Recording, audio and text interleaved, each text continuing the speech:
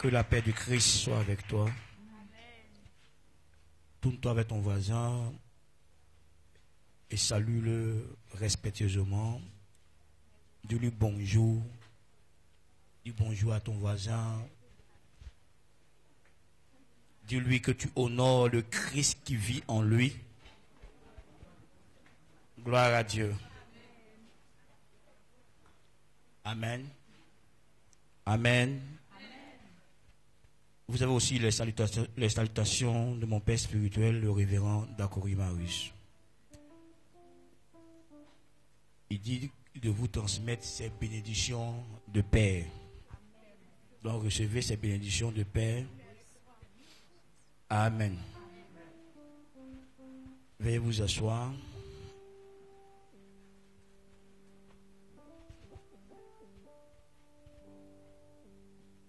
Gloire à Dieu.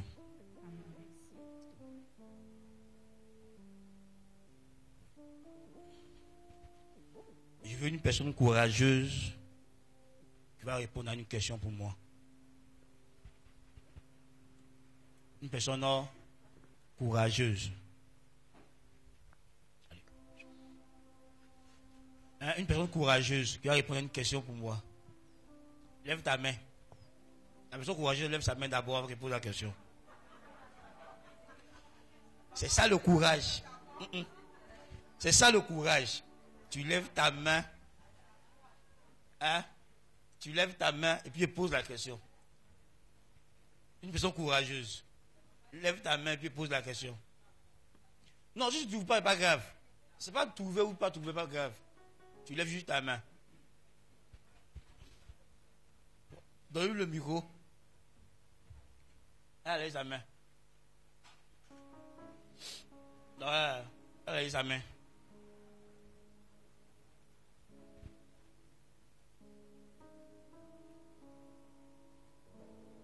Qu'est-ce que la vie?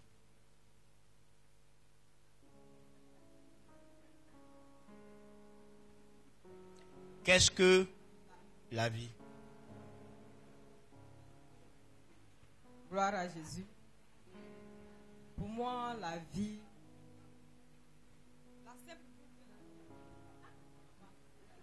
Il dit la vie. La vie. C'est quoi la vie? Qu'est-ce que la vie? Bon, pour moi, la vie, c'est le fait que nous nous levons, Dieu nous fait grâce. Nous dormions, nous nous réveillons le matin. Dieu permet à ce que nous allons à nos occupations. Il nous protège, il nous garde. Le pouvoir, combat, etc. Ok. Qui d'autre peut être courageuse comme elle? Une autre personne courageuse. Bonjour à tous. Bonjour papa. Bonjour. Pour moi, la vie, c'est Jésus-Christ, selon Jean 14, verset 6. Merci. Merci. Une autre personne. La dernière personne. Qu'est-ce que la vie?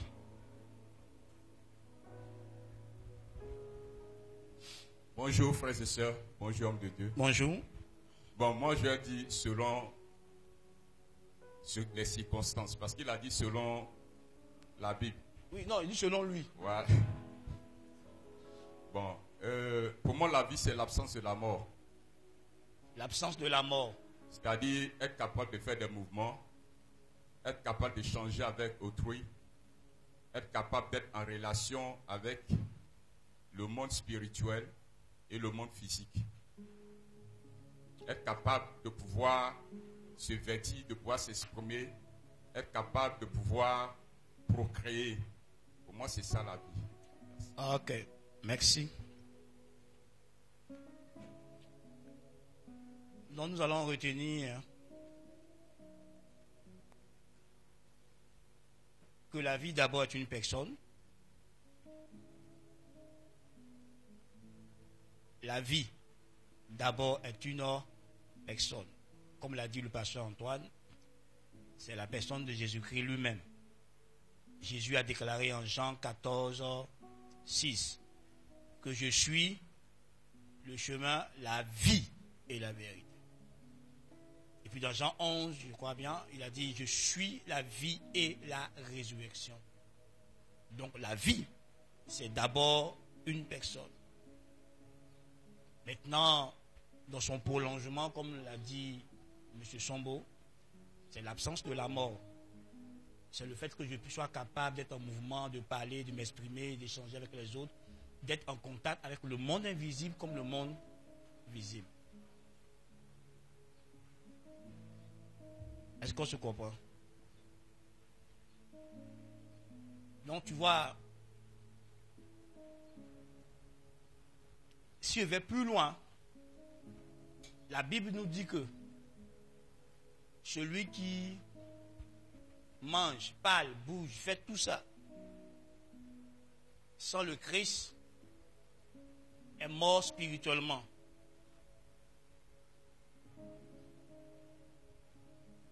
Donc je peux parler, je peux bouger, mais si je ne suis pas en communication avec le Christ, Dieu me considère comme un mort.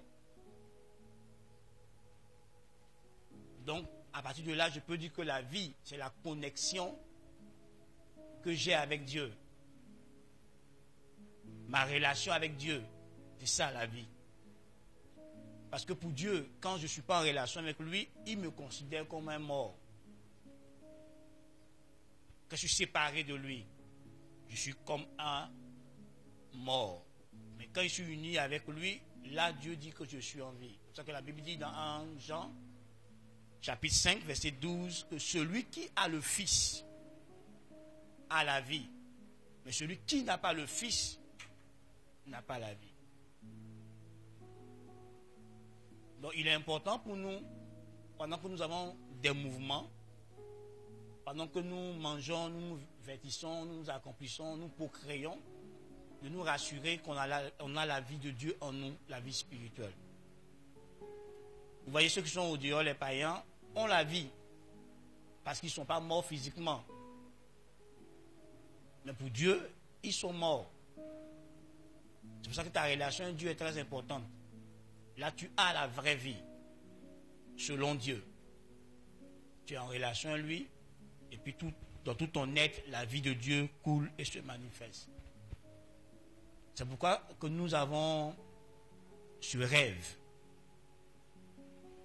de conduire les hommes à vivre pleinement la vie de Christ. Parce que nous croyons que la vraie vie, la vie véritable, c'est Christ. Donc vivre en Christ, c'est vivre la vie véritable. Et c'est ce souci, c'est ce rêve qu'on a, de voir chacun d'entre vous vivre pleinement Christ, chaque jour au quotidien. Ne pas se priver du vrai bonheur, de la vraie réussite, du vrai succès, de la vraie paix. C'est avoir Christ. Et vous l'avez. Et c'est à vous de développer votre relation personnelle avec lui, pour que vous puissiez expérimenter pleinement la vie de Christ dans chaque domaine de votre vie. Et nous vous y encourageons au nom de Jésus. Je sais que la vie chrétienne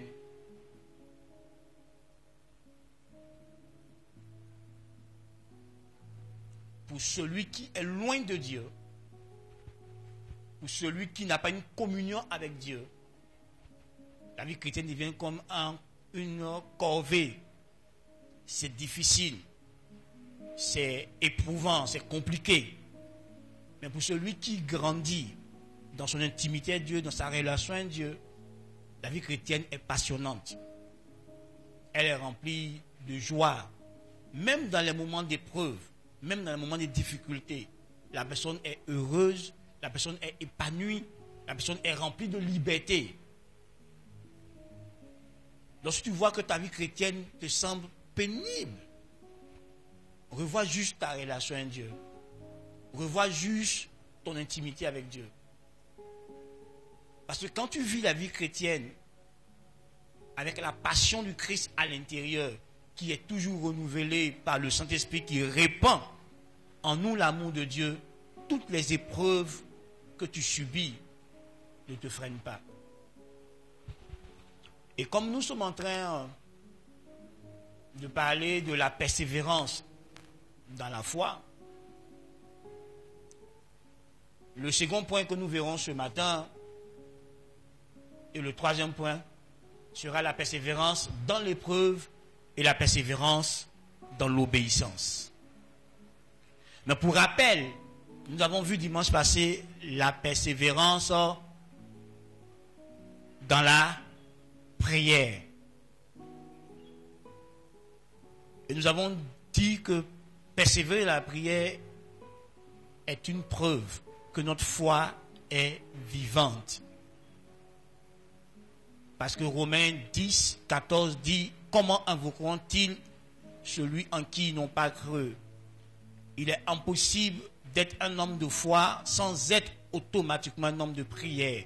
Les deux vont ensemble, les deux sont liés, la prière et la foi.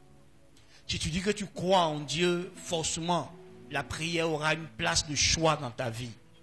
Parce que la foi véritable, la foi qui nous vient de la parole de Dieu, nous place dans une dépendance vis-à-vis de Dieu.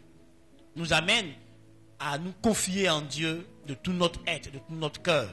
Nous amène à compter uniquement que sur Dieu pour vivre. Donc si tu as la foi, elle te placera dans une dépendance vis-à-vis de Dieu.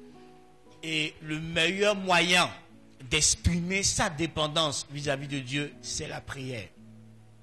Un homme qui prie exprime sa foi, mais exprime en même temps sa dépendance vis-à-vis de Dieu.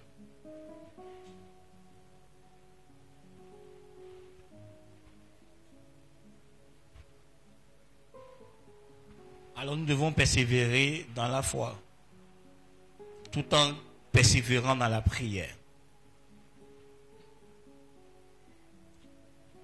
Et aujourd'hui, je voudrais parler de la persévérance dans l'épreuve. Mais avant, je veux revenir sur ce besoin. Parce que dans nos textes de base, dans le livre d'Hébreux, chapitre 10,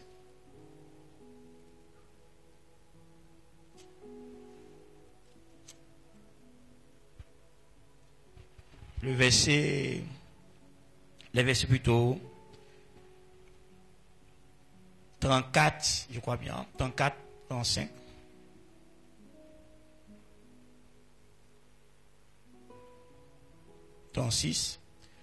Donc, verset 35 à 36, je lis: n'abandonnez donc pas votre assurance à laquelle est rattachée une grande rémunération, car vous avez besoin de persévérer afin qu'après avoir accompli la volonté de Dieu, vous obteniez ce qui vous a été promis, ou ce qui est promis. Gloire à Dieu. Vous voyez, le verset dit que vous avez besoin de persévérer. Pourquoi je veux revenir dessus? C'est à cause de la génération ou l'époque dans laquelle nous sommes. L'époque dans laquelle nous sommes a développé un comportement ou une mentalité qui est tout de suite. Tout de suite. Quelqu'un appelle ça l'époque micro-ondes. On est pressé, on veut tout en même temps, on veut tout accomplir en un jour. On veut supprimer la loi du process, la loi du processus. Dieu lui-même a établi cette loi. Il y a des choses qui sont dans un processus. Tu ne peux pas construire une vie florissante, une vie de succès, de réussite en un coup. Ça se bâtit, ça se construit. Tu ne peux pas avoir un enfant dès que ta femme t'informe que j'ai un retard, et puis demain matin, tu as un enfant. C'est impossible. tu devrais attendre 9 mois. Ça c'est le maximum. Mais les enfants qui viennent au 7e mois, au 8e mois, on les appelle les prématurés. Mais tu vois, forcément, tu attendras. Si tu veux ouvrir le ventre de ta femme avant ces 9 mois, tu tueras l'enfant qu'elle porte en elle et risque même elle-même de perdre la vie aussi. Quand tu sèmes n'importe quelle culture dans l'agriculture, il y a toujours un temps d'attente avant que la culture ne t'envoie le retour, donc la récolte. C'est une loi qui régit la vie, la loi des semences et de la récolte. Mais aujourd'hui, on fait croire aux gens que je peux devenir riche en 24 heures. C'est de la séduction et de la tromperie. Dieu n'a pas changé. Et les règles qu'il a établies n'ont pas changé. Donc nous avons besoin de développer cette vertu en nous, la persévérance. On n'arrive pas au sommet en se réveillant le matin bonheur. Il y a du travail. Il y a tout un parcours de là où tu commences avant d'arriver au sommet. Si tu tords le cou au chemin du processus prévu par Dieu, tu en subiras les conséquences après. Si tu veux faire des raccourcis, ces raccourcis te rattraperont après. Donc tu as besoin de persévérer dans la vie, de comprendre que dans tous les domaines de ta vie, pour accéder à la gloire, pour accéder au succès, pour accéder au mieux-être, il y a de la persévérance. Et c'est au bout de la persévérance que se trouve la victoire, que se trouve le succès, que se trouve la réussite. Vous qui refusez de persévérer, qui pour un oui, pour un rien, je suis découragé, je laisse tomber, j'abandonne. Sache que la vie nécessite que tu persistes, que tu insistes dans certaines choses avant de voir le succès. Il y a des personnes qui ont le bac aujourd'hui, après 5 ans, 4 ans d'échec. Ils ne se sont pas découragés, ils ont eu. Il y a des gens qui ont fait gel honneur, ils ont tapé des portes pendant des années avant qu'ils aient aujourd'hui un travail stable et fleurissant. Il y a des gens que tu vois aujourd'hui sur le site comme de grands entrepreneurs. Ils ont connu plusieurs échecs entrepreneuriaux avant de devenir ces puissants et grands entrepreneurs que tu vois aujourd'hui. Mais c'est parce qu'ils ont persévéré. Il y a un des présidents américains, il a échoué presque dans toute sa vie, même dans toutes les élections. La seule élection qu'il a remportée, c'est l'élection présidentielle.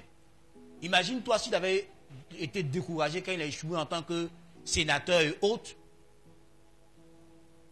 Est-ce qu'il allait être aujourd'hui président américain et est-ce qu'il allait être l'un des célèbres présidents américains? J'ai oublié un peu son nom, entre George Bush et puis Abraham Lincoln, un truc comme ça. Voilà, Abraham Lincoln. C'est parce qu'il a persévéré que tu le connais. S'il avait abandonné, tu n'allais jamais le connaître. On parle de Didier Drogba aujourd'hui, c'est une légende du football mondial. Mais il n'a pas brillé vite. J'ai suivi un documentaire sur sa vie. Il n'a pas brillé vite. Mais il a persévéré. Et quand ça a pris, ça a pris. Même malgré qu'il n'est plus aujourd'hui sur le terrain, mais il continue de laisser des traces. Tout simplement, il a eu une rencontre, une intercation avec Trump. Mais sa réponse à Trump est en train de secouer le monde entier. Au point où Trump l'a invité à la Maison Blanche. Pourtant, Trump l'a attaqué de front. Mais il a montré qu'il a un grand esprit. Parce qu'il sait où il va. Il est persévérant dans ses projets, dans ses choses. Frère, tu ne peux pas devenir un succès sans persévérance. Donc, il faut t'endurcir. Parce que la vie ne te fera pas cadeau. La vie, c'est une bataille. Donc, il faut t'endurcir. Tu auras des épreuves, des difficultés pour accomplir tes rêves. Comme j'ai fait un post sur les réseaux sociaux, il dit que le risque que tu refuses de prendre aujourd'hui, là, peut-être c'est ce qui va t'amener loin. Mais tu refuses de le prendre parce que tu as peur. Parce que tu as été découragé hier. Parce que tu as échoué hier. Frère, quelqu'un a dit que derrière les succès d'aujourd'hui, tu peux compter le nombre d'échecs cachés. Celui qui a fait qu'aujourd'hui on a l'électricité, a échoué plusieurs fois avant de trouver la formule exacte qui marche aujourd'hui.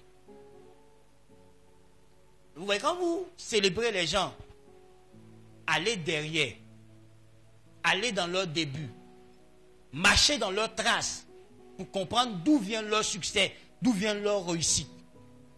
Ne vous attendez pas que sur la réussite, mais cherchez à savoir comment ces personnes ont construit leur réussite, ont construit leur élévation, ont construit leur succès. Et tu comprendras qu'ils ont passé par beaucoup de choses, beaucoup d'épreuves, beaucoup d'humiliations, beaucoup de difficultés. Même quand on prend celui qui est notre modèle par excellence, il a connu des épreuves. Il est passé par Gethsemane pour devenir le Christ. Il a connu la mort sanglante, la mort humiliante, la mort déshonorante pour devenir le Seigneur des Seigneurs. Mais il a persévéré jusqu'au bout. Il est allé jusqu'au bout. Frère, il faut que nous apprenons que sur le chemin du succès, sur le chemin de l'élévation, sur le chemin de la prospérité, du bien-être que nous cherchons, il y a des difficultés, il y a des épreuves. Et dans la parole de Dieu, on nous conseille une attitude à avoir lors des épreuves. Allons-y dans Jacques, chapitre 1, versets 2 à 4.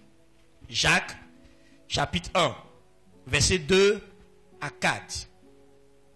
Rapidement, Antoine, prends un micro, s'il te plaît. Jacques, chapitre 1, versets 2 à 4. Nous lisons Jacques, chapitre 1, versets 2 à 4. Mes frères, Oui. regardez comme un sujet de joie complète les diverses épreuves auxquelles vous pouvez être exposés. Veuillez vous asseoir. Sachant que l'épreuve de votre foi produit la patience. Mais il faut que la patience accomplisse parfaitement son œuvre afin que vous soyez parfaits et accomplis sans faillir en rien. Amen. Amen.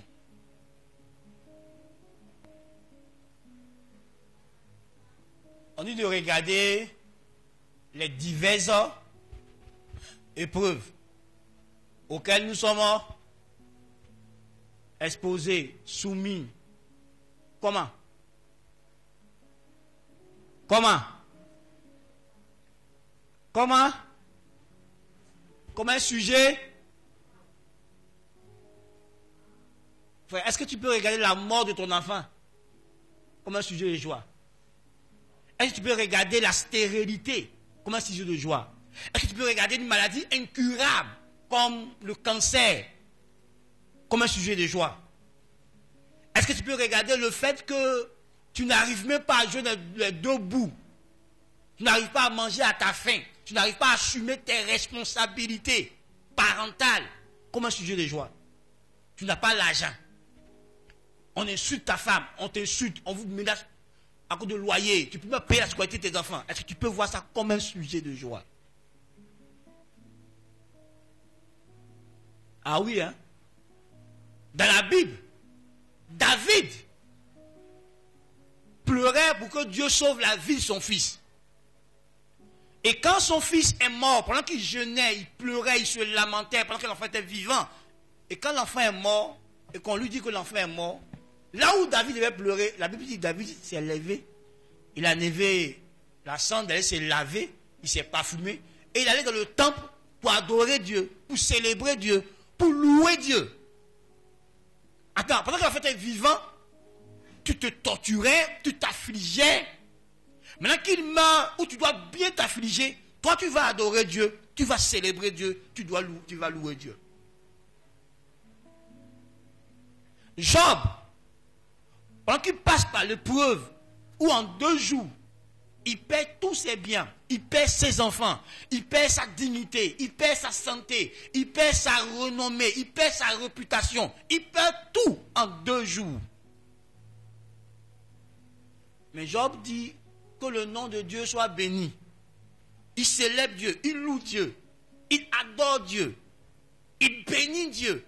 Au point où sa femme lui dit, mais attends, maudit Dieu, il t'a tout pris et toi tu le célèbres et tu l'adores. Il dit, tu es insensé. Toi tu n'es pas intelligente. Si je peux recevoir tout de Dieu, pourquoi tu ne veux pas que je le célèbre? Frère, quelle est ton attitude lors des épreuves? Est-ce que tu es content? Est-ce que tu te réjouis? Est-ce que tu reconnais la souveraineté de Dieu? Qu'il est souverain? Qu'il peut permettre une chose pour glorifier son nom? On voit Lazare tomber malade et puis Jésus affirme que cette maladie n'est pas pour la mort, mais pour la gloire de Dieu. Mais Lazare est mort, il a été enterré, enseveli, il a fait 4 jours dans la tombe, il est décomposé avant que Jésus n'arrive pour le ramener à la vie. On voit l'aveugle né, il est né aveugle, et les disciples de Jésus demandent, est-ce que c'est parce que ses parents ont péché ou même lui-même a péché? Et Jésus dit, ceci est pour la gloire de Dieu. Donc il peut arriver que tu ailles accoucher et puis tu reviens avec un enfant qui a des difficultés, qui est malade, qui est handicapé. Ce n'est pas une malédiction, forcément. Ça peut être une épreuve que Dieu met au devant de toi. Ta femme peut aller accoucher puis elle revient avec une chaise roulante à la maison. C'est une épreuve que vous allez traverser en tant que couple. Souvent, vous voyez, quand les épreuves arrivent aux autres, on les voit loin de nous. On ne se prépare pas aux épreuves. On fait comme si nous, on est immunisés contre les épreuves. Les épreuves n'arriveront jamais dans notre vie. Les épreuves arriveront. Si ta fille se fait violer tout de suite, si ton fils se fait violer tout de suite, comment tu traverseras cette épreuve avec ton enfant? Si ta femme se fait violer, comment tu traverseras cette épreuve avec elle? Est-ce que tu te prépares souvent à certaines choses? Toi-même, là, si ça t'arrive à toi-même, quand tu apprends qu'une femme se fait violer, tu es femme.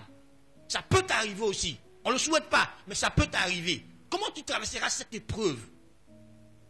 Si en un jour tu perds tous tes enfants comme ça arrivait à une femme au Cameroun, comment tu traverseras cette épreuve en tant que père, en tant que mère? Il y a des épreuves qui arrivent aux autres, qui doivent nous interpeller puis se préparer, se forger un mental face aux épreuves. Parce que les épreuves font partie de la vie. Et aucun chrétien n'est exempt d'épreuves. Tous les chrétiens vont être éprouvés. Pourquoi? Parce que pour que ta foi se développe, pour que ta foi devienne solide, pour que ta foi devienne ferme, elle connaîtra des épreuves. Tu connaîtras les épreuves de la foi. Ta foi passera par des moments d'épreuve, des moments difficiles. Pour que ta foi soit épurée, pour que ta foi devienne authentique, pour que ta foi devienne puissante, elle passera par l'épreuve.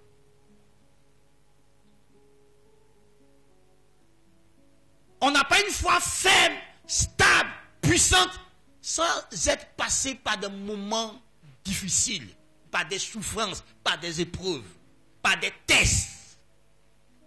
Ta foi sera éprouvée, ta foi sera testée. Comment tu réagiras pendant l'épreuve de ta foi?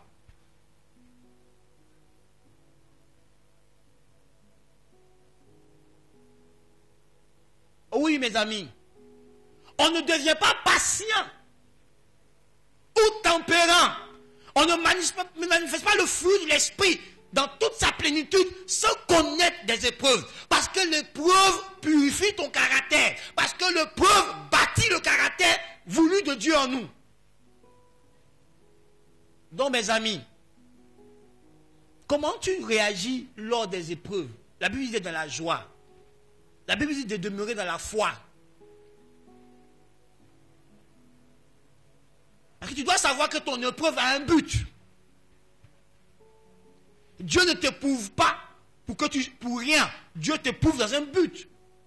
Tu dois savoir que tu ne peux pas accéder à la maturité dans tous les domaines de la vie. Maturité intellectuelle, maturité spirituelle et autres, sans passer par des épreuves. Tu vois qu'on va à l'école, là, on fait examen.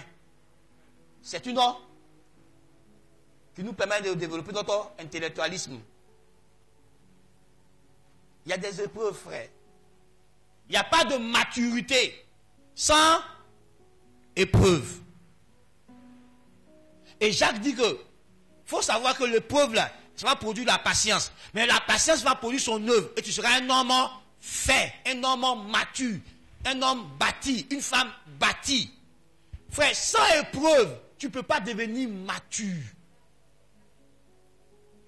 Les épreuves font partie de la vie. Les difficultés font partie de la vie. Et une autre attitude que la Bible te demande d'avoir quand tu souffres, c'est de prier. Tu peux le trouver dans Jacques chapitre 5, verset 14, je crois bien. Que celui qui souffre, prie. La Bible ne te dit pas de te lamenter lors de tes épreuves. La Bible dit qu'il faut être dans la joie. La Bible dit qu'il faut prier. La Bible dit qu'il faut manifester la foi. Même si tu pleures, si ça arrive que tu pleures, n'abandonne pas la foi. Mais si c'est douloureux, n'abandonne pas ta foi. Accroche-toi à Dieu. Peu importe l'épreuve que tu subis, ne dis que ton épreuve est insignifiante, mais ce n'est pas une épreuve. Tu as le droit de pleurer. Tu as le droit de ressentir la douleur. Mais n'abandonne pas ta foi. Ne le relâche pas dans ta foi. Job n'a pas relâché. Il a persévéré dans son épreuve jusqu'à ce que Dieu le relève. Mes amis, nous devons comprendre que l'épreuve est souvent un moyen de révéler ce qu'il y a dans notre cœur. L'épreuve expose ton cœur. L'épreuve expose l'état de ton cœur. Quand Dieu nous éprouve, il est en train d'examiner notre cœur. Il veut savoir si ton cœur est à lui ou pas à lui.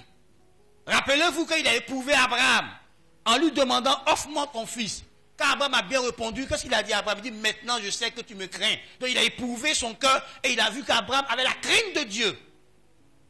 L'épreuve dans la vie met à nu l'état réel de ton cœur. Vous voyez, quand un homme marié est séduit, est provoqué par une femme, Dieu est en train de tester sa loyauté, sa fidélité à sa femme. S'il succombe, ça veut dire qu'il est infidèle dans son cœur. De ce que Dieu a mis à nu.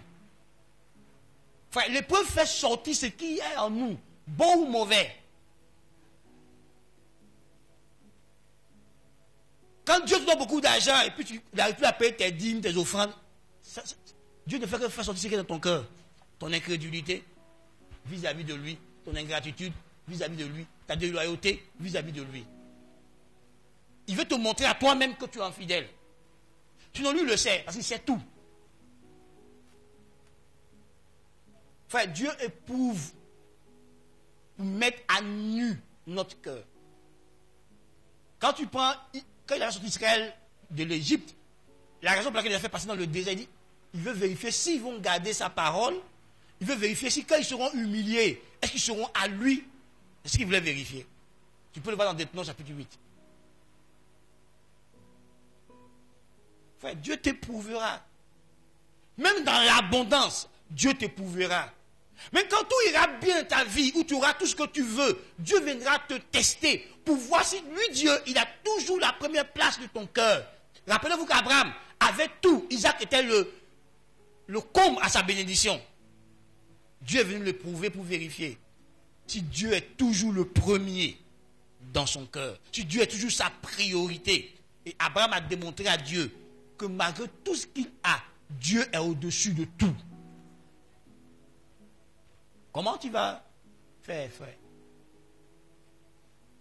Vous voyez, quand Saül a eu la renommée, a eu le succès, il a commencé à désobéir à Dieu. Quand Dieu l'a éprouvé sur l'obéissance, il a désobéi à Dieu. Frère, est-ce que tu seras toujours humble, toujours obéissant à Dieu jusqu'à la fin? Même quand l'abondance matérielle, l'abondance financière arrivera dans ta vie, est-ce que tu continueras de placer Dieu en premier, de l'adorer, de lui obéir, de le suivre, ou tu cesseras de le faire? Alors des épreuves viendront pour te révéler ce qui est dans ton cœur. C'est l'un des moyens, souvent l'un des moyens pour Dieu, de mettre ton cœur à nu. Il t'éprouve. Il y a des gens, quand ils sont excités dans leurs émotions, dans la prière, ils disent à Dieu, « Oh Seigneur, je te suivrai, quoi qu'il arrive, je vais te suivre. » Quand tu as fini de dire ça, il faut te rappeler de ça toujours. Que tu as dit à Dieu que quoi qu'il arrive, tu vas le suivre. Seigneur, élève-moi. Seigneur, rends-moi riche. Mon argent est ton argent. Maintenant, quand ça arrive, tu rappelles à Dieu que non, ce n'est pas son argent. C'est toi qui as dit dans la prière, non? Frère, c'est pour ça que moi, avant de prier, je réfléchis. À chaque mot, je vais dire à Dieu. C'est pour ça que je ne me presse pas. Avant, je priais pour prier. Maintenant, là, je ne prie pas pour prier. Parce que c'est que la prière, c'est une communication avec Dieu. Ce que j'ai dit à Dieu, là, il va enregistrer. Et il va me rappeler, c'est un jour. Donc je réfléchis et je choisis mes mots. Je ne laisse pas mes émotions me conduire à faire des vœux qui me dépassent. Et puis après, ça me rattrape. La Bible dit en Ecclésiaste qu'il ne faut pas te précipiter à faire vœu à l'Éternel. Frère, des gens ont dit à Dieu, Dieu, demande ceci et je m'engagerai pour toi, je marcherai pour toi. Dieu a donné, maintenant tu ne marches plus pour lui. Il va t'éprouver. Quand Anne a dit, elle allait honorer ce qu'elle a dit. Elle a donné Isaac et Samuel. Il va t'éprouver. Comme tu ne connais pas ton cœur et que lui connaît ton cœur, il va te mettre des épreuves qui vont mettre ton cœur à nu devant toi. Oh, moi, Seigneur, moi, je suis un homme humble, hein. Moi, il me maîtrise. Dieu ne va rien dire. Il va prendre un petit enfant. Et puis en public, il va te honir. Et puis on verra ta maîtrise. Si tu vas t'exploser, ou bien tu vas rester calme devant l'humiliation. Frère, il ne faut pas dire à Dieu ce que tu ne sais pas de toi-même. Laisse-le te conduire.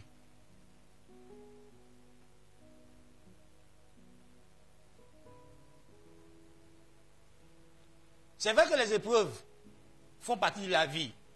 C'est vrai qu'elles sont inévitables. C'est vrai aussi que parfois elles sont de tout ordre, physique, mental, émotionnel, financier, matériel. Mais les épreuves ne sont pas un obstacle à notre foi. Les épreuves ne sont pas un obstacle à notre foi. Les épreuves ne sont pas un obstacle à notre foi, mais des occasions de la purifier et de l'approfondir. Les épreuves ne sont pas un obstacle à notre foi, mais des occasions de faire quoi? De la purifier et de l'approfondir. En d'autres termes, les épreuves, Dieu les utilise pour purifier notre foi et pour la rendre plus profonde, la rendre plus solide, la rendre plus ferme, pour la développer, pour conduire notre foi à sa maturité. Dieu utilise les épreuves. Donc, on va voir les épreuves comme un obstacle. Alléluia. Faut faire quoi? Ne vois pas les épreuves comme un obstacle. Les épreuves sont des ingrédients divins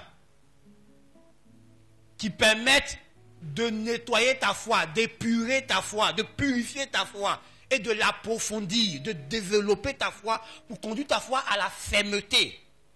Pour affermir ta foi, Dieu utilise parfois les épreuves auxquelles tu es soumis, auxquelles tu es exposé. Donc tu vois, quand tu pries dans tes prières et que tu dis, Seigneur, augmente ma foi. Seigneur, développe ma foi. Seigneur, fais-moi grandir dans la foi. La réponse de Dieu sera, il t'enverra des épreuves. C'est vrai qu'il t'enverra de nouvelles révélations ou des révélations de la parole de Dieu approfondies aussi. Mais il t'enverra des épreuves et c'est au travers de ces épreuves-là que ta foi va se développer, va grandir. Donc les épreuves ne sont pas des obstacles à notre foi. Au contraire, elles aident notre foi à s'affermir, à se développer, à croître. Donc je prie que tu changes ton attitude lors des épreuves. que tu n'abandonnes pas, mais que tu persévères, que tu persistes, que tu insistes jusqu'au bout. Parce qu'à la fin, il y a de belles choses.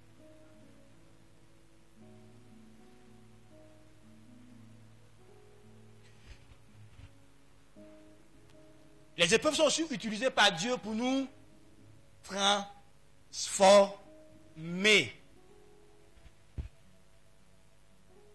Les épreuves sont utilisées par Dieu pour nous transformer.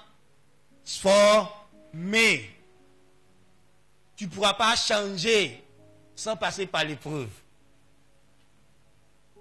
Tu ne vas pas améliorer ton caractère, améliorer ton attitude, ta manière de te conduire, de te comporter sans épreuve. Vous voyez, quand tu t'es précipité à ouvrir ton cœur à un homme, et puis te donner un gourmand pro-masse, vous parlez comme les Ivoiriens, quand il te déçoit, il te trahit, la première fois qu'un homme va t'aborder, tu apprendras à faire quoi? À l'étudier, puis à marcher progressivement pour voir s'il est vraiment amoureux de toi, ou s'il ne cherche pas seulement ton biscuit. Ah, vous comprenez? Quand tu as fait confiance à quelqu'un, tu lui as confié ton secret, et puis il met ça au dehors, et puis ça te prouve. Avant d'ouvrir ton cœur encore à quelqu'un, tu réfléchiras 2 fois. Donc les épreuves, ça nous rend sages. Les difficultés, ça nous donne la sagesse. Ça nous apprend à savoir vivre. Donc tu connaîtras l'épreuve. Si on te parle que tu n'écoutes pas là, c'est l'épreuve que tu vas te conseiller. Épreuve, ça va te conseiller. Vous voyez, quand il dit aux gens que ne discute pas avec la sagesse de Dieu, ne discute pas avec la révélation de Dieu, la parole de Dieu, c'est parce qu'il a fait ça. Dieu a dit pour lui, puis il m'a dit, il a fait pour moi, plusieurs fois. Et j'ai vu que quand tu n'écoutes pas Dieu, c'est pas bon. Parce qu'il a subi, en n'écoutant pas Dieu, les pertes financières ou les difficultés que j'ai connues, j'ai traversées émotionnellement, moralement, psychologiquement.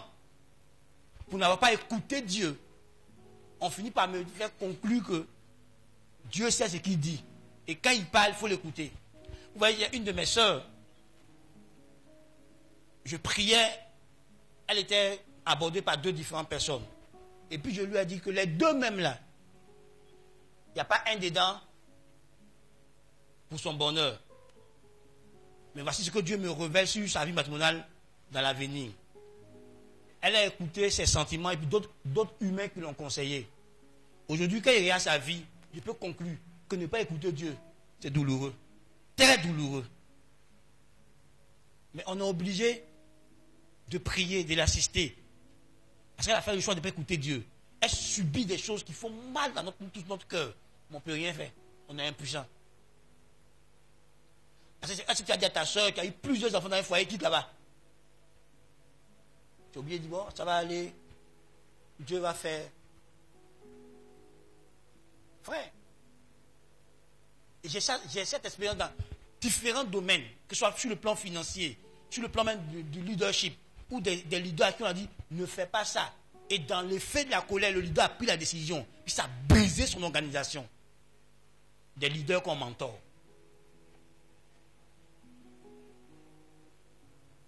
Parce qu'ils n'ont pas voulu écouter la voix de Dieu. Ils n'ont pas voulu écouter ce que dit la parole de Dieu. Frère, si tu penses que ne pas faire ce que dit la parole de Dieu ne te coûtera rien, tu te trompes. Mais je reviendrai dessus tout à l'heure quand je serai dans l'obéissance. Donc sache que l'épreuve nous transforme.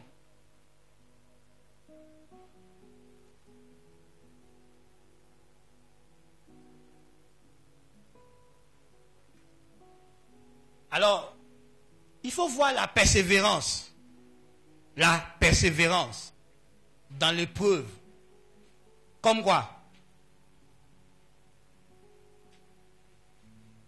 Comme un sujet de joie, de gloire. Mais la persévérance dans l'épreuve est donc un signe de maturité. Ceux qui persévèrent dans l'épreuve prouvent leur maturité, donnent la preuve qu'ils sont des hommes matures, aguerris, ou en chemin de maturité. Ceux qui grandissent avec Dieu n'abandonnent pas quand il y a épreuve. Ils sont habitués. Parce que pour quitter une dimension, pour accéder à une autre dimension avec Dieu, tu passes toujours par l'épreuve. Donc ils sont habitués. Ils savent que si Dieu doit les éprouver, c'est pour les conduire à quelque chose de plus grand, de meilleur que la condition dans laquelle ils étaient. Donc ils persévèrent, ils insistent, ils s'attachent à Dieu jusqu'au bout. Parce qu'ils savent qu'au bout des épreuves, il y a des sujets de gloire qui les attendent. Il y a de l'honneur qui les attend. Il y a le succès qui les attend. Il y a des résultats glorieux qui les attendent. Donc ils vont jusqu'au bout.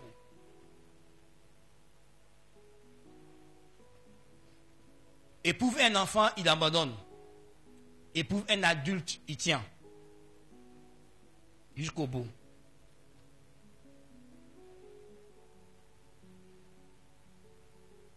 Vous savez, la souffrance fait de grands hommes.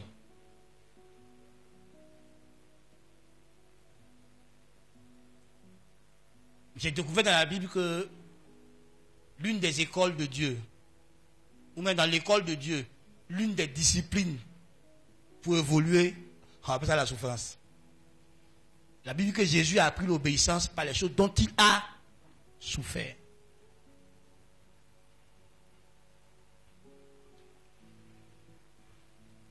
Donc la persévérance ne nie pas la douleur, mais elle choisit de faire confiance à Dieu malgré tout. Elle apprend comme Job. Elle apprend à dire comme Job, l'Éternel a donné, l'Éternel a repris. Que le nom de l'Éternel soit béni. Donc la persévérance dans l'épreuve ne nie pas que je souffre. Ne nie pas sa douleur. Ce n'est pas un déni. Tu es conscient que tu passes par quelque chose de difficile, mais dans cette chose-là, dans cette circonstance, tu choisis de faire confiance à Dieu. Tu choisis de croire que Dieu va te secourir, que Dieu va t'aider, que Dieu va te soutenir, que Dieu va être avec toi. Comme David le dit, quand je marche dans l'ombre de la mort, je ne crains rien, car ta houette et ton bâton me rassurent. Donc même dans l'épreuve, Dieu est avec nous. Dieu ne nous quitte pas, Dieu ne nous abandonne pas. Même dans ta maladie, même dans le deuil, même dans la souffrance, Dieu est avec toi. Même dans le manquement, même dans la privation temporaire d'une chose, Dieu est avec toi. Il n'y a pas un jour où Dieu est avec toi, et puis il y a un jour où Dieu n'est pas avec toi. Jésus a dit, je serai avec vous tous les jours jusqu'à la fin du monde. Donc, peu importe la saison de ta vie, Dieu est avec toi. Parce que Dieu est fidèle. Donc, il ne peut pas t'abandonner. Arrête d'accepter ce mensonge que les religieux ou que le diable a mis dans l'église, disant que Dieu abandonne les gens. Dieu n'abandonne personne. Non, Dieu m'a abandonné. Dieu ne m'entend plus. Dieu ne me voit plus. Frère, Dieu voit tout le monde. Il entend tout le monde. Même son silence, ça ne veut pas dire qu'il t'a abandonné. Parfois, il est silencieux pour voir juste ton attitude. Pour voir comment tu vas réagir. Est-ce que tu vas lui faire confiance ou tu ne vas pas lui faire confiance? Donc, dans ton épreuve, fais confiance à Dieu. Malgré la douleur, malgré la tristesse, malgré la déception que tu reçois, malgré le sentiment vif de douleur, de traumatisme que tu as, continue de faire confiance à Dieu parce que tu t'en sortiras. Tu ne vas pas mourir dans cette épreuve. Il t'aidera à sortir de là. Il t'aidera à avancer. Si tu t'appuies sur Dieu, tu pourras détruire cette épreuve. Vaincre cette épreuve. Sache que tu ne dois pas abandonner dans tes moments difficiles. Parce que la raison derrière tes épreuves, c'est ton progrès. C'est ta croissance. Le but pour lequel Dieu nous éprouve, c'est pour notre progrès. Donc tu vois, nous sommes dans l'année des progrès. Des grands progrès même. Donc tu connaîtras des épreuves dans cette année-là qui te feront partie de l'avant. Donc n'abandonne pas. Ne relâche pas. Ne jette pas l'éponge. parce que c'est pour ta croissance, c'est pour ton avancement, c'est pour ton développement, c'est pour ta percée que Dieu permet ces épreuves. Donc tiens bon lors de tes épreuves. N'abandonne pas. Donc tu vois, pour persévérer dans ta foi, il te faut persévérer dans la prière. Il te faut persévérer lors des épreuves. Et nous allons toucher le troisième point. Pour que tu persévères dans la foi, il faut aussi persévérer dans ton obéissance. Donc persévérer dans l'obéissance.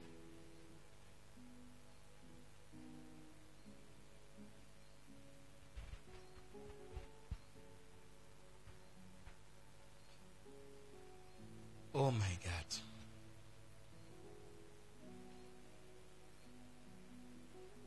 Dans Jean 14, 15, nous lisons, si vous m'aimez, gardez mes commandements.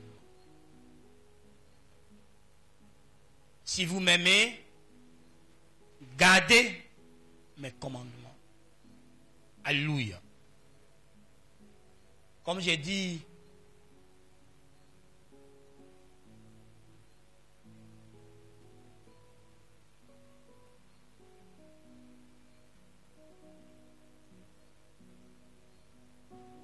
si vous m'aimez, gardez mes commandements. Comme j'ai dit plus tôt, l'obéissance est la preuve, ou est l'une des preuves de l'amour qu'on a pour Dieu. Tout comme la foi.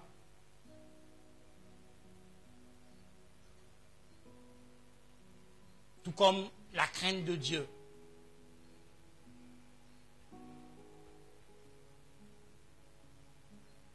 Quelqu'un qu'on aime, on le respecte. On le considère. Aimer Dieu, c'est lui obéir. Et obéir à Dieu est une preuve que nous l'aimons.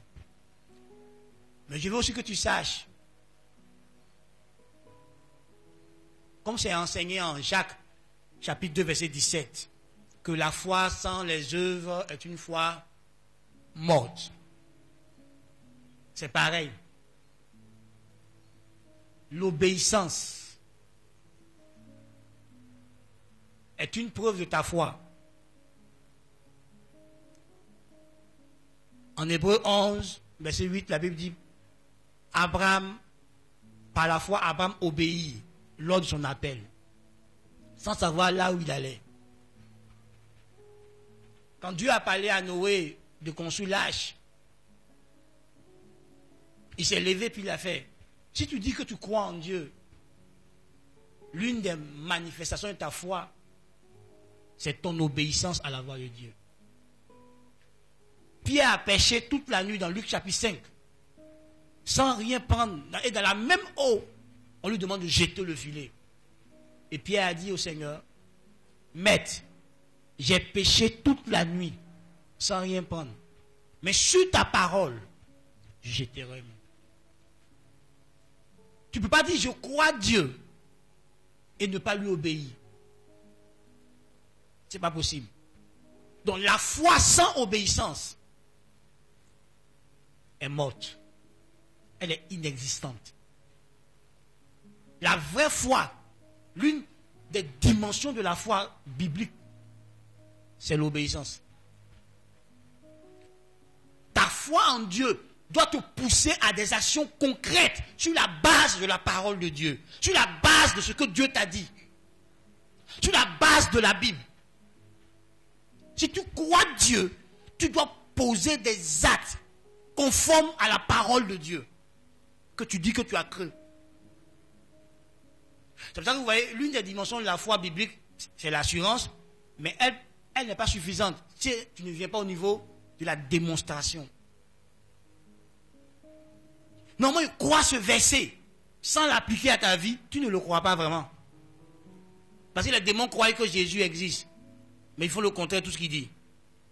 Si tu crois que à un verset, tu as mis ta confiance dans une parole de Dieu, elle doit se traduire par des actes concrets qui rendent ce verset matériel. manifeste la matérialisation de ce verset.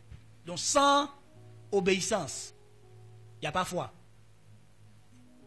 Je répète, sans obéissance, tu n'as pas de foi. La foi qui vient de la parole de Dieu, elle te poussera à être obéissant. Tous les hommes de foi sont des hommes obéissants à Dieu. Parce qu'ils agissent sur les ordres de Dieu. Vous voyez, les gens disent que la foi c'est un bond dans l'invisible. C'est faux. La foi c'est un bond sur la parole de Dieu. Ce n'est pas un bond dans le néant. C'est un bond sur la parole de Dieu.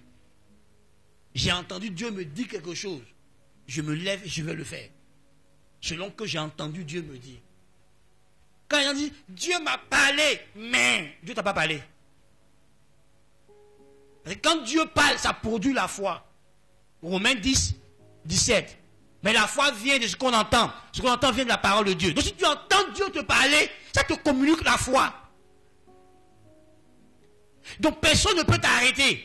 Si tu as vraiment entendu Dieu parler, aucun obstacle ne va t'arrêter. Parce que tout ton être va vouloir exécuter ce que Dieu a dit. Parce que tu vois dans ton esprit ce que Dieu a dit comme déjà fait, comme déjà accompli, comme déjà réalisé. Donc il y a une force de la parole de Dieu qui sort de la parole de Dieu, qui te pousse à la démonstration de ce qu'on ne voit pas encore. Mais la ferme assurance, c'est la façon de posséder l'invisible. Donc si je possède l'invisible, je vais passer à la démonstration. Mes amis, crois-tu Dieu? Si oui, où est ton obéissance constante? Ceux qui croient Dieu sont constants dans leur obéissance, sont fidèles dans leur obéissance.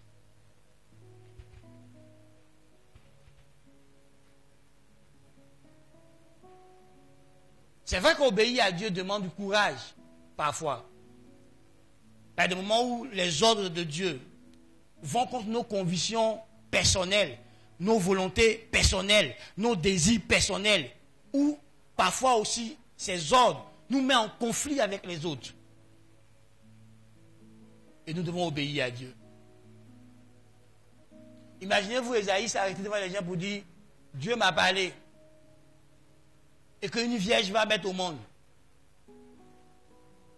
Et que durant toute sa vie, la parole n'a pas été une réalité de son vivant. Il a porté cette honte jusqu'à ce qu'il meure. Les gens ne le croyaient pas depuis qu'une vierge va mettre au monde. Et plus, on ne voit rien. Parce que quand il a prophétisé, c'est 700 ans plus tard que la parole est devenue réalité quand Marie est tombée enceinte. Donc il a porté cette pauvre, il a obéi à Dieu. Ça lui a coûté beaucoup de choses. L'obéissance coûte. L'obéissance à Dieu nous coûte cher. Nous on croit aujourd'hui qu'une vierge peut enfanter parce que Marie l'a fait. Mais eux à leur époque là, ils n'ont jamais vu ça. Donc imaginez ce qu'ils ont fait à Esaïe. Jusqu'à ce qu'il meure. Mais lui, il était sûr que Dieu lui a parlé. Et il a obéi à Dieu. Il a livré la prophétie de Dieu. Mais il a connu le... Marie, elle-même, vient dire aux gens. Elle dit à son père, à sa mère, aux membres de sa famille, aux membres de sa belle famille, aux sacrificateurs. Je n'ai pas connu d'homme, mais elle est enceinte. Marie. Marie. Donc, vous imaginez cette affaire. Ta fille s'assoit devant toi. Toi, tu sais que pour avoir un enfant, il faut relation sexuelle. Et bien dit qu'elle n'a pas fait relation sexuelle, mais elle est enceinte. Toi, il faut rien faire. Tu expliques ça comment? Donc, imaginez Marie, qu'elle a obéi à Jésus, ce que ça lui a coûté. Toi qui veux obéir à Dieu, sans que ça te coûte quelque chose là, l'obéissance coûte cher.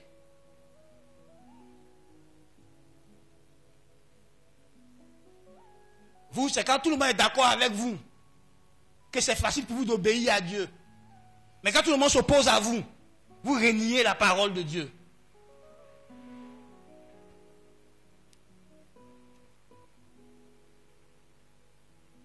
Marie, ça lui a coûté cher. Écoute-moi, frère.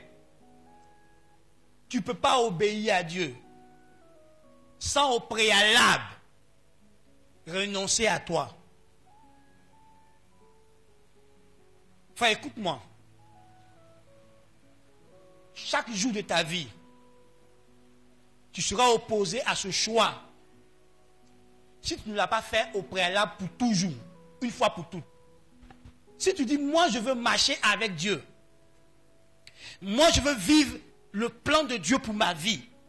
Moi je veux posséder les grâces que Dieu a pour moi. Moi je veux expérimenter la vie de Jésus.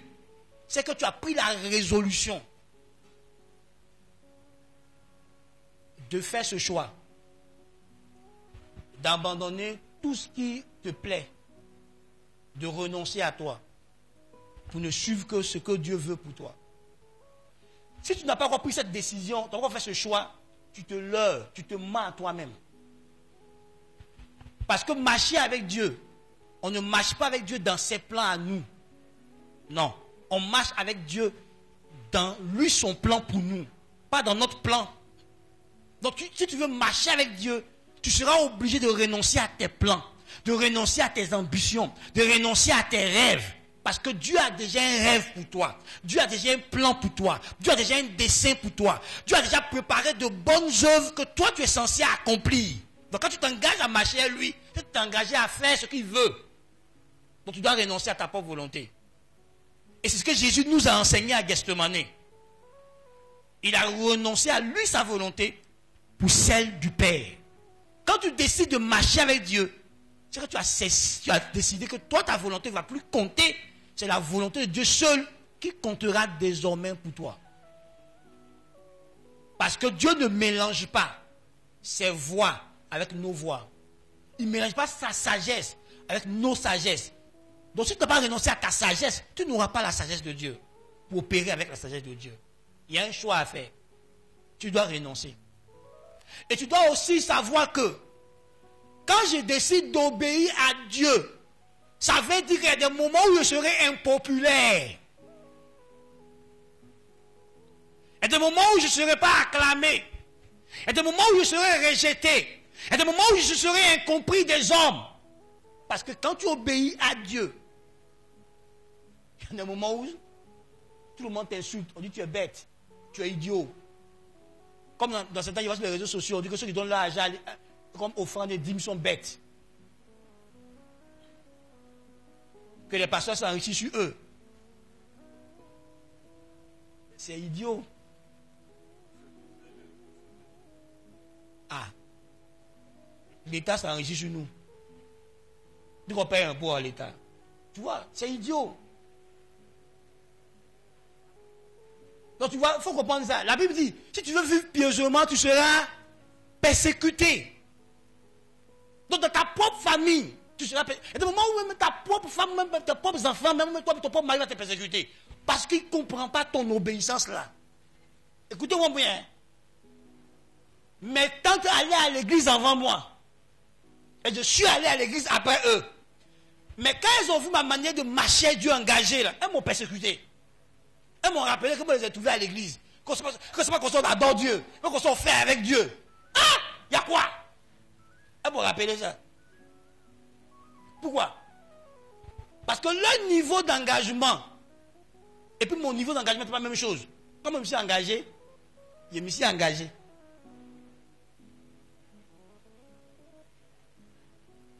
Donc, ils m'ont persécuté. Écoute-moi bien. Quand mon appel à servir Dieu est arrivé, mes propres tantes, certaines étaient diaconesses à l'église, intercesseuses, donc engagées à Dieu.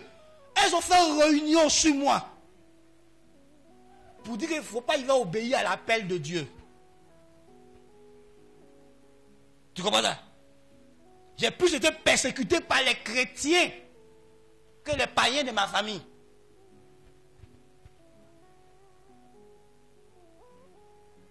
Parce qu'elle pensait que, comment ça? Un enfant intelligent, il va être pasteur. Ça veut dire quoi ça? Il dit, mais toi, tu m'as assemblé de Dieu. Elle m'a fait asseoir. Elle dit, tout l'argent que tu n'as pas investi en toi, là, où tu vas lui donner à manger, tu es pasteur.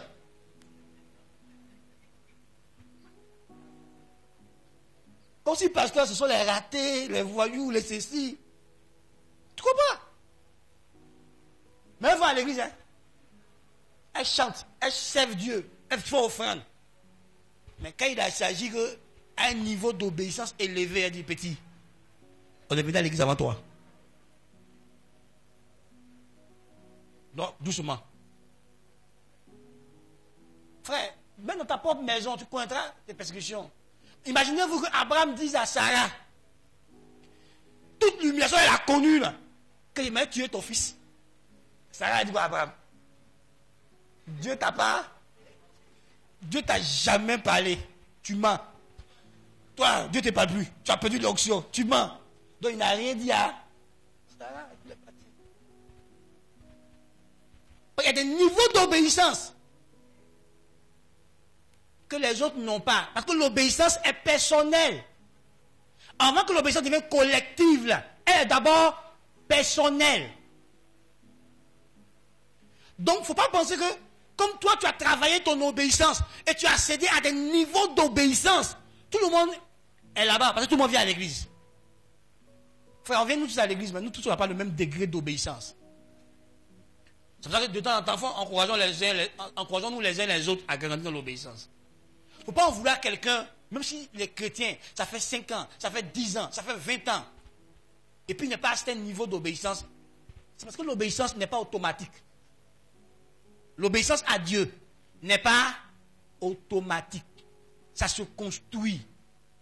Parce que ça exige que tu renonces à toi-même. Ça exige que tu sois prêt à endurer parfois le rejet, parfois la souffrance, parfois l'incompréhension, parfois le mépris pour obéir à Dieu. Est-ce que la croix de Jésus n'était pas méprisante, n'était pas humiliante pour lui? Il est le Dieu vivant. On l'a mis au rang des malfaiteurs, au rang des brigands, au rang de ceux que la société rejette, ceux que la société dit qu'ils sont nuisibles pour la société. C'est ceux-là qu'on crucifiait à l'époque sur la croix.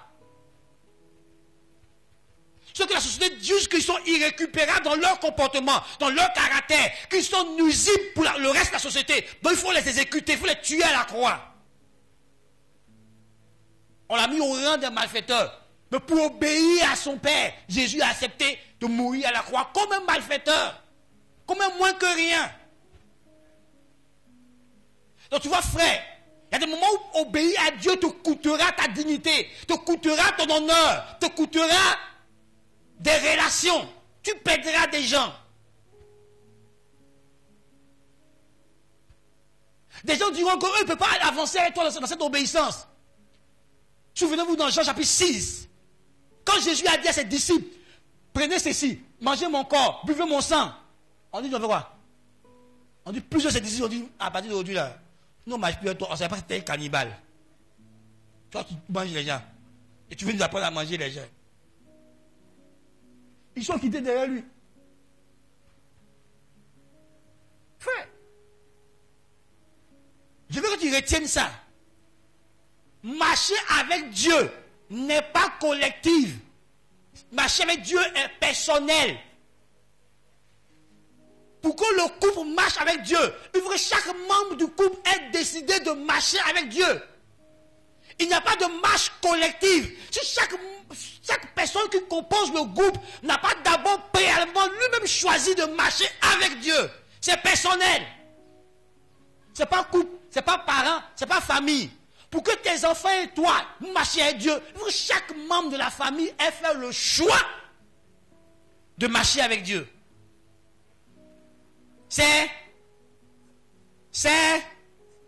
Faut répéter, toi qui attends supporter pour obéir à Dieu, c'est personnel. C'est à toi que Dieu a parlé. Est-ce que c'est à nous tous qu'il a parlé? C'est toi qui as entendu la voix de Dieu. Alors nous, on sait dans quelle position tu t'es entendu. Donc fais. Et puis nous, on va voir. Les fruits de nos obéissances, là, nous, on va voir. Tu attends supporter. Frère, c'est personnel. Obéir est personnel. Donc, ce n'est pas avec les gens que tu vas obéir à Dieu. Si tu as ta propre relation avec Dieu, tu lui obéiras. Parce que la relation avec Dieu est personnelle. La Bible dit, avec Dieu, nous ferons des exploits. Donc, chacun s'engage avec Dieu pour faire ses exploits. Ce n'est pas ensemble. Vous voyez, souvenez-vous, Josué a dit à Israël, si vous choisissez de ne pas obéir à Dieu, moi et ma maison, nous servirons l'Éternel. Mais je suis sûr qu'il a fait réunion avant de venir dire là. Tout le monde a rassuré qu'eux vont servir Dieu avant de venir dire ça là. Mais s'il a dit servir un autre, c'est pas Dieu. On dit Josué, tu avais dit que toi et ta maison, mais lui, il ne fait pas ça. Donc, il a fait réunion. Vous dites, mais dit au peuple que nous, on a servi Dieu. Vous dites quoi? Tout le monde a dit oui, puis il dit ça. C'est personnel. Si tu obéis à ma voix, c'est personnel.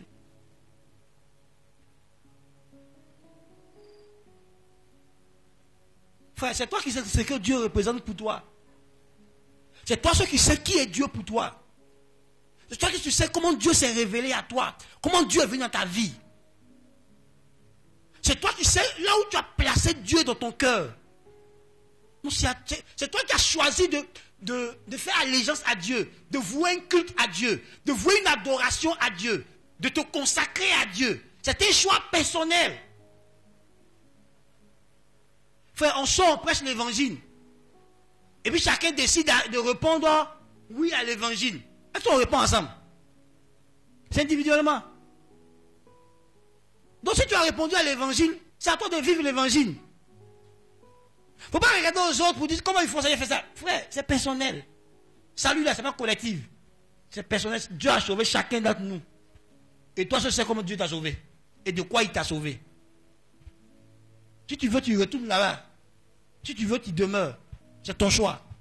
C'est personnel. Comme je disais à quelqu'un, depuis que moi je suis chrétien, même mon malade, je suis à l'église. On dit pourquoi? Il dit, c'est ma communion avec Dieu. Dans ma tête, Dieu guérit. Donc quand j'ai maladie, aidez-moi. Transportez-moi, amenez-moi à l'église. Si c'est dans la présence de Dieu, là, quelque chose va se passer pour moi. Ne me mettez pas hors de la présence de Dieu. C'est ma vie. La présence de Dieu, c'est ma vie. C'est là-bas que je suis épanoui. Tu ne me mets pas hors. Depuis que je suis converti, je n'ai jamais raté un culte le dimanche. Je suis toujours à l'église. Le programme à l'église, mon pasteur est là, mon père spirituel est là, demandez-le, mes autres pasteurs sont là. Je suis à l'église. Même s'il est venu juste, même si c'est pour venir à la fin, à la prière finale, je viens. Parfois, je partais avec mon uniforme d'école à l'église. Et si, quand il me rencontre, il quitte, il va partir à la maison pour changer, pour venir, il ne pourrait pas faire le tout là. Il vient avec mon sac à dos, mes affaires, tout, à l'église. Et de moment où je suis dans mon uniforme, puis je fais mon service de commando, le culte de soir. Parce que ce que Dieu est pour moi personnellement, là, c'est ce qu'il est. Donc il ne peut pas dire rien. Pourquoi tu vis ta vie chrétienne comme ça? C'est personnel. C'est ta communion avec Dieu. On ne peut que t'encourager à la développer. On ne peut que t'encourager. Mais on ne pourra pas la vivre à ta place.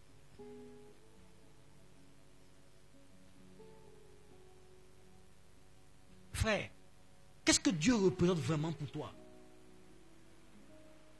Tu vois, tes attitudes envers lui dépendent de ce qu'il représente pour toi. Dépendent de la révélation personnelle que tu as de Dieu. La révélation personnelle que tu as de Christ, que tu as de Dieu. Est-ce que dit mon père spirituel? Il dit, fils, la vie chrétienne est une question de révélation. Donc si quelqu'un n'a pas encore cette révélation de Dieu, là, tu vas te gosiller pour ne rien. Vous voyez, s'il n'a pas vécu l'Apocalypse, le dévoilement, l'ouverture des yeux, Paul, que Jésus s'est révélé à lui. Parce qu'il avait la révélation du Christ révélé. Où est son engagement, non? Il a dépassé même les apôtres qui ont marché avec Jésus, qui ont mangé avec Jésus en chair et en os. Il les a dépassés. À cause de l'excellence de la révélation que Paul avait de Christ. La Bible dit que Paul dit, il voit tout ce qui était gloire pour lui comme une boue à cause de la révélation de Christ. Frère, ton attitude dans la vie dépend de la révélation personnelle que tu as de Jésus-Christ dans ton cœur. Frère, quand tu vois des gens prendre des millions pour donner à l'église, c'est pas parce qu'ils sont fous. C'est à cause de ce que Christ représente à leurs yeux. Quand tu vois des gens, malgré qu'ils sont occupés dans la vie, mais ils sont engagés dans la maison de Dieu, ils sont très engagés, c'est à cause de ce que Christ représente dans leur cœur.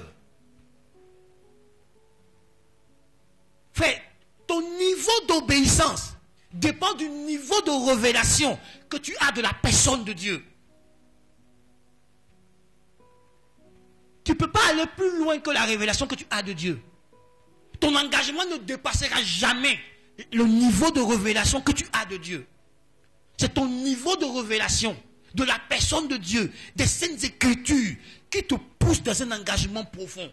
Donc la profondeur de ton engagement révèle la profondeur de ton intimité, révèle la profondeur de la révélation que tu as de Dieu.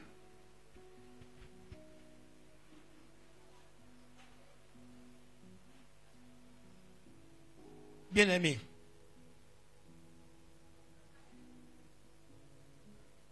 quand tu vois quelqu'un, son dernier agent, tout ce qu'il a, il prend puis il donne à quelqu'un d'autre, parce que la personne en a besoin, c'est pas un fou.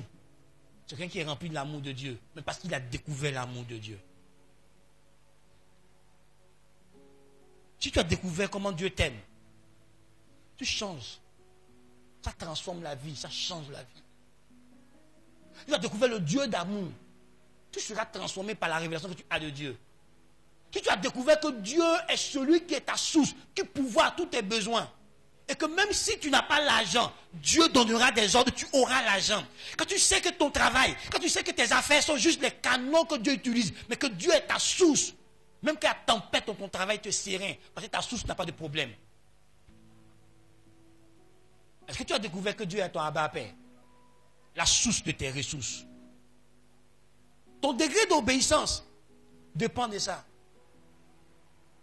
Quand des gens comme Pierre, comme Paul, comme autres, étaient prêts à mourir, à être brûlés vifs, à être frappés, à être flagellés, mais obéissaient à Dieu, parce qu'ils savaient qui était Jésus.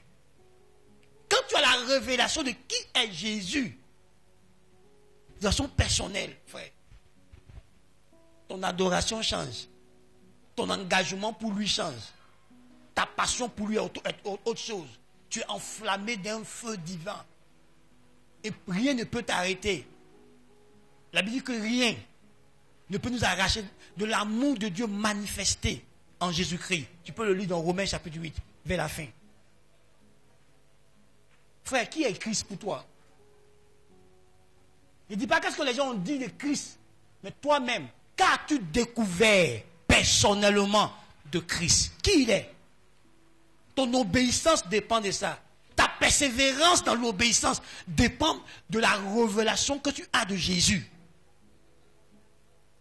Ouais, quand les autres se sont retournés, quand il a dit mangez ma chair et buvez mon sang, il s'est tourné vers les 12. Il dit vous ne partez pas aussi? Ils ont dit à qui irons-nous?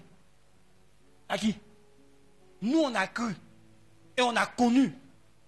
Non seulement ils ont cru, mais ils ont connu que tu détiens les paroles de la vie. Donc ils avaient la révélation que Jésus donne la vie. Donc quand les autres ont dit eux s'en vont, les 12 disent nous on reste avec toi. Parce que nous, on sait qui tu es. Donc nous, on ne bouge pas. On essaie de entrer dans ton bateau. Allons. Frère, qui il est pour toi? Est-ce que c'est juste le Jésus que l'histoire raconte? Ou bien c'est le Jésus ressuscité qui a une communion personnelle avec toi? Tu le vis. Tu l'as dans ton cœur. Et tu as une relation vivante avec lui. Tu l'entends te parler. Tu l'écoutes te parler, tu l'entends t'instruire, tu l'entends te montrer la voie à suivre. Quel Jésus as-tu? Le Jésus historique ou le Jésus vivant, ressuscité d'entre les morts? Celui qui a triomphé de la mort, celui qui vit pour l'éternité, celui qui est réel, qui est palpable et qui continue de se révéler à des hommes et à des femmes. Qui as-tu? Ton obéissance dépend de là.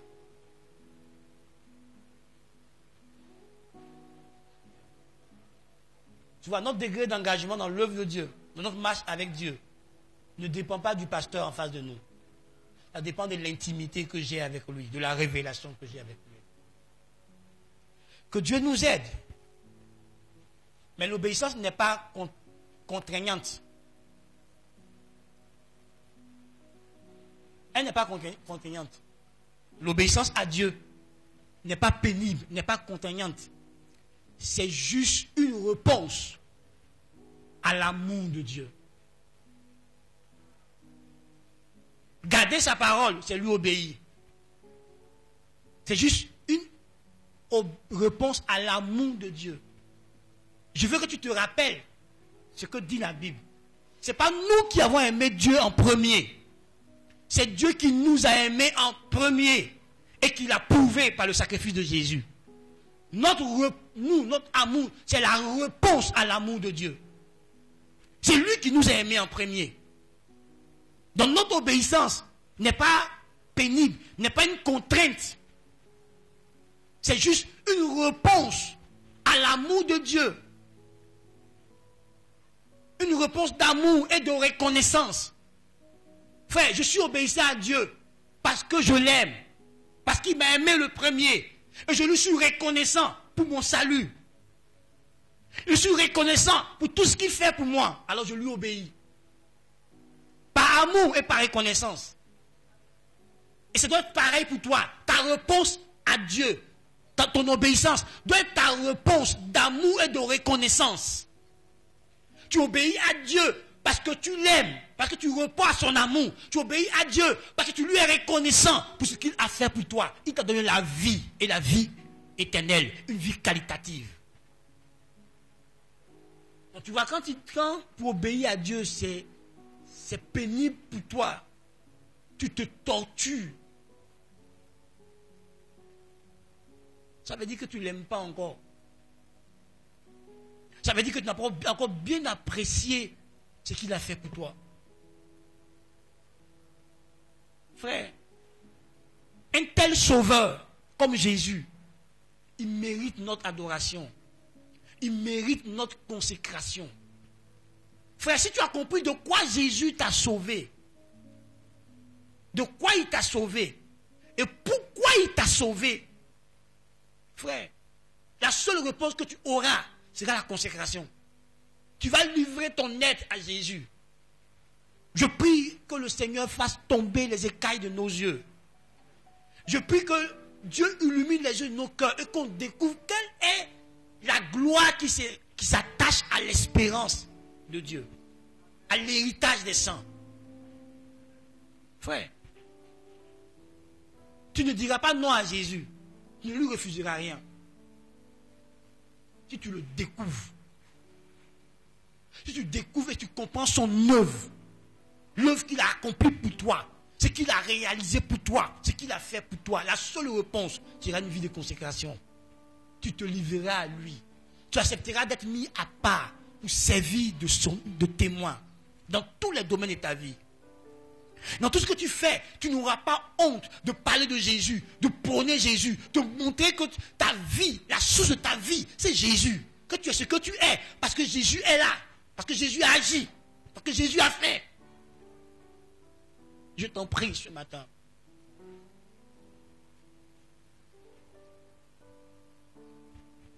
Que ton obéissance quotidienne soit un acte de foi. Que chaque jour, tu obéisses à Dieu parce que tu lui fais confiance. Tu crois en lui. Je t'en prie. Ne relâche pas. Même quand c'est dur, même quand ça chauffe, même quand ça va te coûter cher, même quand ça va t'opposer aux autres, même quand ça va créer de l'humiliation, obéis à Christ, quoi que ça te coûte. Quoi que ça coûtera, obéis à Christ. Ne relâche pas. Exprime ta foi par ton obéissance. Même si tu ne comprends pas bien où tu t'en vas, comme Abraham, il ne savait pas où il allait, mais il était sûr que Dieu lui avait parlé, alors il a obéi. Dès que tu es sûr que la voix que tu as entendue, c'est la voix de Dieu, suis-la. Parce qu'il te conduira forcément dans de verts pâturages, vers des eaux paisibles. Je t'en supplie, persévère dans la foi, en développant une vie réelle de prière, en n'abandonnant pas lors des difficultés, des épreuves, et en étant quotidiennement obéissant à Dieu. Si tu fais ces trois choses, tu verras que ta foi va être persévérante. Si tu pries, si tu persévères dans les épreuves, et si tu obéis quotidiennement à la parole de Dieu. Que Dieu nous aide à avoir une vie de prière. Que Dieu nous aide à avoir la bonne attitude pendant les épreuves. Que Dieu nous aide à être de plus en plus obéissants. Tu vois, ce matin, tu es là. C'est une obéissance à Dieu.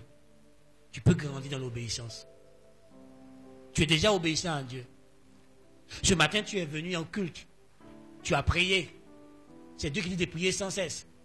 Tu as adoré. Tu as écouté la parole de Dieu.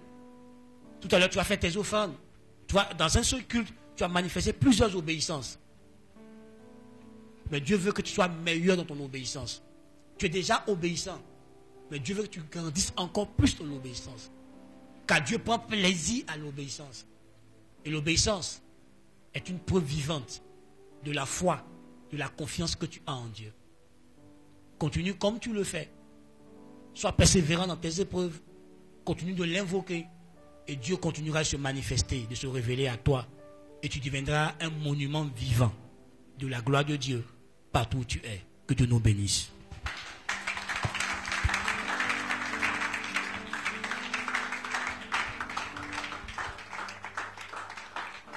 Gloire à Dieu. Ok.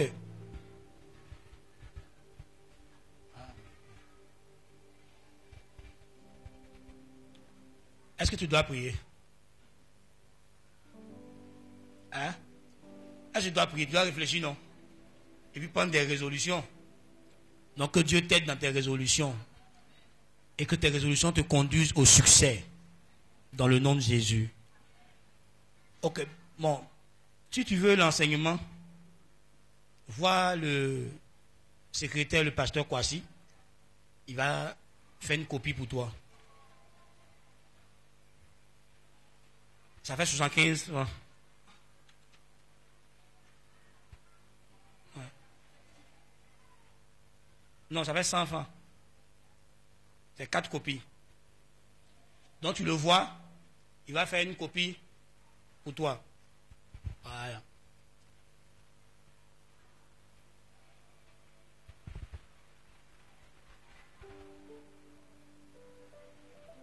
Incline la tête, je vais prier. Viens. Père, je te confie l'Église. Nous voulons être de ceux qui persévèrent jusqu'au bout et non de ceux qui se retirent. Nous te prions de nous aider à persévérer notre foi. Nous te prions de nous aider à avoir une vie de prière vivante et qui produit des résultats évidents. Nous te prions de nous aider à persévérer dans l'épreuve.